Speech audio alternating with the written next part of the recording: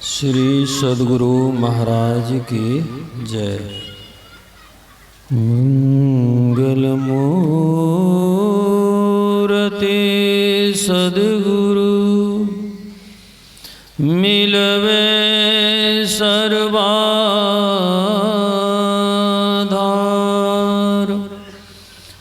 मंगलमय मंगल करण विनवो बारंबार। ज्ञान युदधियरु ज्ञान घन सतगुरु शंकर नमो नमो बहुबारहि सकल सुपूजन भू। श्री सद्गुरु नहीं लगता है। श्री सद्गुरु महाराज की। हाँ, अब कुछ लगा। अभी रामचेतना से बड़े भाग्य मानुष तन पावा। मनुष्य का शरीर मिला और मनुष्य वाले काम नहीं हो सके।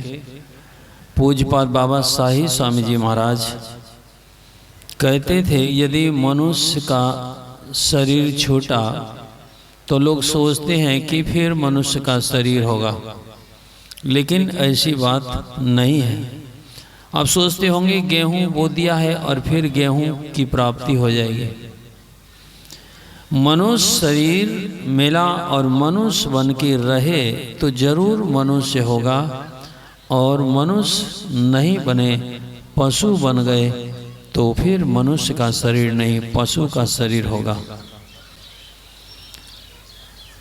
और अभी पर्वों की बाढ़ आई थी, आप लोगों ने देखी होगी।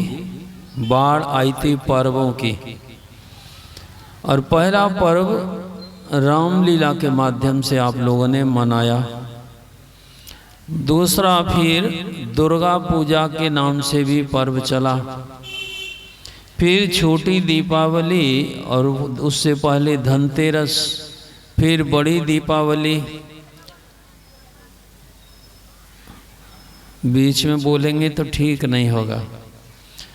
फिर दीपावली चली और बीच में एक पर्व और आया, वो चलने वाला पर्व। चलने वाला पर्व कैसा था समझ गए होंगे।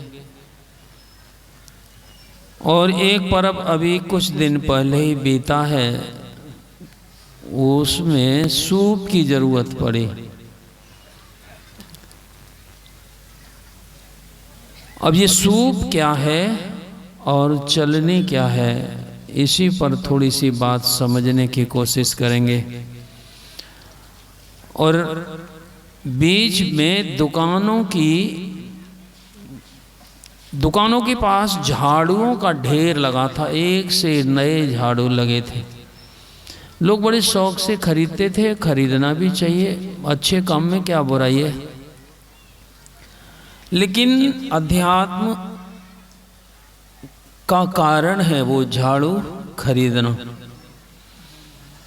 आप जिस घर को झाड़ू लगाकर साफ करते हैं उसमें आपका शरीर रहता है, लेकिन आपकी आत्मा जिस घर में रहती है और वहाँ किस चीज़ का कचरा है और वो कैसे साफ होगा। और इस काम को हाथी को समझाया जाए ये असंभव बात है। हाथी को आप नहीं कह सकते कि तुम पद्मासन लगाकर बैठो। ये तो आपको कहा जाता है कि आप लोग जब भी बैठें तो दो आसन का प्रयोग करें। एक आसन शरीर से लगता है और दूसरा आसन इस शरीर को उस पर बिठाया जाता है। बड़े लोग पद्मासन नहीं लगा सकते हैं, लेकिन जो छोटे बच्चे होते हैं वो पद्मासन सहज भाव से लगा लेते हैं। भगवान कृष्ण ने भी आसन के बारे में संकेत किया है। सम आसन आसीना, एक ऐसे आसन पर जिस आसन पर आप बहुत देर तक बैठ सकें। सदगुरु महाराज भी दीक्षा विधि में आसन बताते थे और एक आसन और बताते थे, उखड़ू आसन। परम संत बाबा देवी साहब उस आसन का प्रयोग करते थे। जिस आसन पर देर तक आप बैठ सकें वह आसन आपको प्रयोग करना चाहिए। झाड़ू लेकर आप आए और घर में झाड़ू लगाया, लेकिन जहाँ जीवात्मा रहती है वहाँ किस चीज़ का कचरा है, थोड़ा सा इसी पर बात को।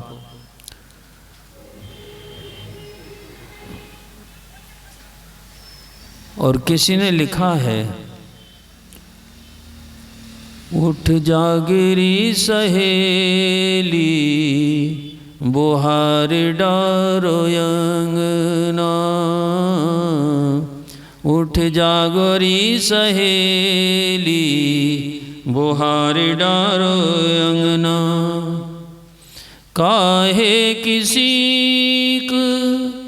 काहे के बंधना, काहे किसी काहे के बंधना, काहे को कूड़ो पड़ो तेरे अंगना, उठोरी सहेली बुहार डारो अंगना। जब आप सूप लेकर जाते हैं तो सूप के अंदर क्या क्या सामान रखते हैं और उस सामान का गुण क्या है यह आप नहीं जानते, तो बाहरी रूप में आप काम करते हैं लेकिन आंतरिक बात को आप नहीं जानते हैं। और वो बांस का भी हो सकता है, पीतल का भी हो सकता है, और जिनके पास विशेष बात होती है वो सोने चांदी का भी ले सकते हैं। लेकिन सूप का गुण क्या है यही बात समझने की है। साधु ऐसा चाहिए जैसे सूप सुभाए, सार सार को गही रहे थोता दे उड़ाए।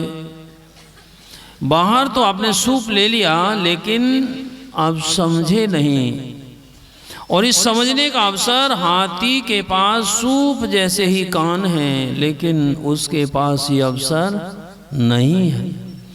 समझने का अवसर तो केवल जितने मनुष्य तनधारी हैं, प्रभु भक्ति कर सकते सभी, अंतर व बाहर भक्ति कर घटपट हटाना चाहिए। सूप में एक फल होता है जिसको पानी फल भी कहते हैं,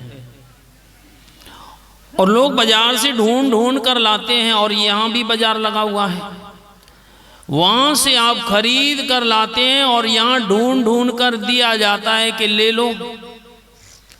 राम नाम के हीरे मोती संत लुटावे गली गली, ले लो रे कोई राम का प्यारा आवाज लगावे गली गली। पानी फल आपने उसमें रखा, उसका शुद्ध नाम है सिंगाड़ा।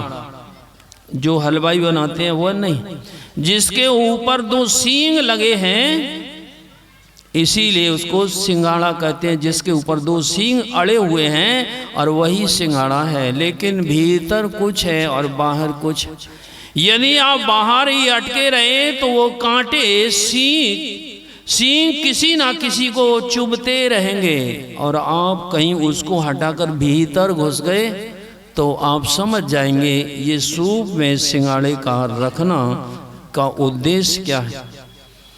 यदि आंतरिक रूप को समझ गए तो ठीक है। आपके पास लाठी जैसा मोटा गन्ना है, बढ़िया बाजार से ढूंढ कर लाए हैं, आप क्या प्रयोग करेंगे? उसका क्या प्रयोग होना चाहिए? क्यों खरीदा है? उसकी जगह और ठोस लकड़ी मिलती बाजार में, बिना पैसे के ही मिलती। आप गन्ना रसीला क्यों लेकर आए? और गन्ना रसीला कैसा है? उसके अंदर मिठास है, और आपके जीवन में मिठास नहीं है तो वो लाठी जैसा गन्ना कमर तोड़ देगा, सिर फोड़ देगा, लेकिन उसके अंदर जो रहस्य है वो रहस्य सूप में रखा रहेगा, लेकिन आपको पता नहीं लगेगा। और उसमें एक हल्दी की भी गांठ होती है। क्या जरूरत है? आप वहाँ सब्जी बनाने थोड़े ही जा रहे हैं। लेकिन हल्दी किस बात का प्रतीक है? पहले तो हल्दी का सबसे पहला रंग विशेष काम का है। रंग पीला जो है आपको सड़क पर चलने में भी चेतावनी देता है, और घड़ी भाग रही है। पीला रंग जैसे ही चौराहे पर आप पहुंचे और पीली बत्ती हुई तो आपको बिल्कुल रुक जाना चाहिए, और यदि नहीं रुके तो परिणाम कुछ भी हो सकता है। पीली के बाद लाल होगी या हरी होगी, इसीलिए पीली जलती है, लाल बत्ती है तो पीली से रुको, और लाल पीली से चेतावनी, और लाल से रुको, और हरी हो जाए तो पार करो। और यदि नहीं समझ सके तो फिर भिड़ंत होगी। तो हल्दी का पहला गुण है पीला, और भगवत रंग है वो पीला। दूसरा, हल्दी एक औषधि है, वो आपके सब विकारों को दूर कर देती है। यदि हल्दी कच्ची वाली और इतना बड़ा टुकड़ा कोई आदमी खाली पेट सुबह रोज सेवन करे तो कैंसर का रोग उसको कभी नहीं होगा। ऐसी ऐसी औषधि भारत में पहले से विद्यमान है, और वो परमात्मा ने बना करके दी है। अब तो बहुत सामान होते हैं, सामान की तरफ जाएंगे तो बात रुक जाएगी। अब एक चलनी की तरफ आ जाते हैं। जिस पर्व में आपने चलनी का प्रयोग किया, जिस पति को आप सीधे सीधे देख लेते थे, उसमें चलनी के प्रयोग की क्या जरूरत थी? और उसके बीच में दीपक जलाने का क्या काम था? नहीं समझे तो आप ऐसे ही ताकते रहिए, झांकते रहिए। जिसको देखना चाहते हैं वो कभी दिखाई नहीं पड़ेगा। किसको देखना है? जीवात्मा परमात्मा का अभिन्न अंश है। जीवात्मा का पति कौन है? वो परमात्मा है। और वो चलनी क्या है? ये शरीर ही चलनी है। जैसे चलनी में बहुत छेद होते हैं, वैसे ही इस शरीर में भी बहुत छेद है। और चलनी में एक गुण दोष के रूप में होता है। सूप में एक गुण होता है कि वो सार सार को ग्रहण करता है, और चलनी क्या करती है? सार सार को गिरा देती है और असार असार को बटोर कर अपने पास रखती है। और वैसा ही काम लोग करते हैं। जब तक उनको सत्संग नहीं मिला है तब तक उनके बाहरी क्रियाकलाप बहुत गति से दौड़ते हैं। दौड़ते दौड़ते अंधी दौड़ हो जाती है, लेकिन दौड़ समाप्त नहीं होती है। तो क्या करें? करो सत्संग, सत्संग करो। तो सत्संग किसी पंडाल और माइक और बिजली का नाम नहीं है। सत्संग आपके जीवन का आधार है। और सत्संग नहीं मिला होता तो आप गूंगे और बहरे होते। प्रत्येक बच्चे का जन्म गूंगा और बहरा होता है, और पहला सत्संग उसको माँ से होता है। माँ उसको वो दवाई पिलाती है जो दवाई उसको जीवन में बोलना सिखाती है। पिता उंगली पकड़कर चलना सिखाते हैं। सब सत्संग ही है। अध्यापक पढ़ना और लिखना सिखाते हैं। बहुत गुरु मिले, सब ने आपके सुख की कामना की, लेकिन सुख नहीं मिला। इसका मतलब है सुख की कामना चली जानी चाहिए, ना तो कामना जाती है और ना प्रयास छूटता है। तो इसका मतलब ही है कि अभी आपको मंगल देने वाले गुरु नहीं मिले हैं। वो कौन है? मंगल मूर्त सदगुरु। बहुत बहुत प्रसंग है, बहुत बात है। सकल सुमंगल मूल जग गुरु पद पंकज रैन। यहीं पर विश्राम। श्री सदगुरु महाराज की जय। श्री सदगुरु महाराज की जय। अभी हम लोग पूज्य स्वामी